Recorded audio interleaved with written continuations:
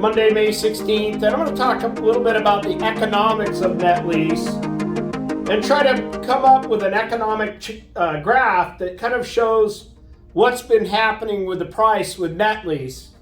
So first of all, I'm going to make my graph here. Hopefully this is kind of somewhat straight. Okay, you guys probably remember from economics, this is your supply curve. We'll call this supply of net lease 1. And here is the demand of net lease 1.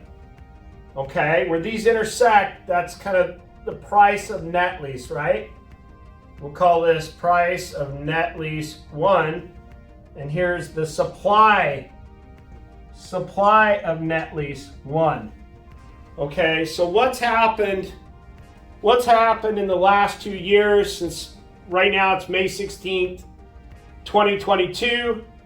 We went through the pandemic and everything kind of shut down. Cities weren't really approving projects. Developers it was very difficult for them to get lumber and men and whatever is required to develop a single tenant net lease deal. So what does that do? That caused our supply to shift back, right? It went down. There's less supply because of the bottlenecks with supplies and different things and not able to get people to work or whatever with the triple P. Okay, so that's what happened to our supply. Our demand, a couple things happened. One, a lot of people thought that the 1031 exchange may go away due to Biden administration. So the end of 2021, you had a lot of people rushing to buy net lease with their 1031 exchanges.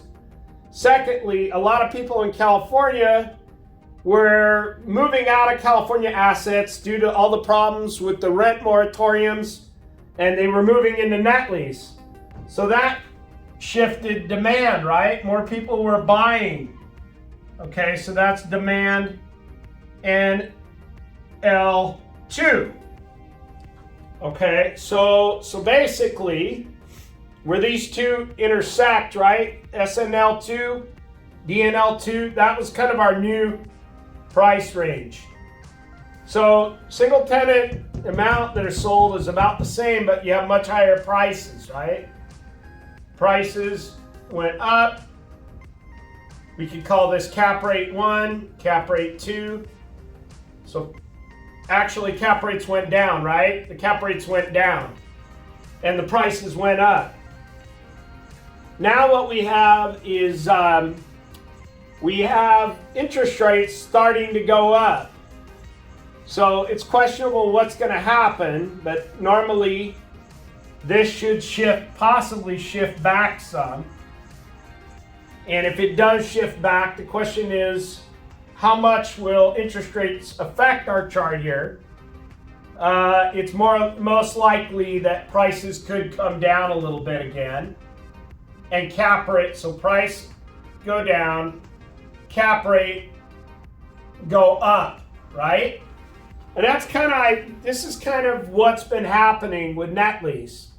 That's why right now it's really a seller's market, or it has been a seller's market, right? There's a lot of buyers and very few properties for sale. A lot of listing agents are scrambling to try to get listings. Possibly with the rising interest rates, this will come into more equilibrium. There'll be more properties for buyers.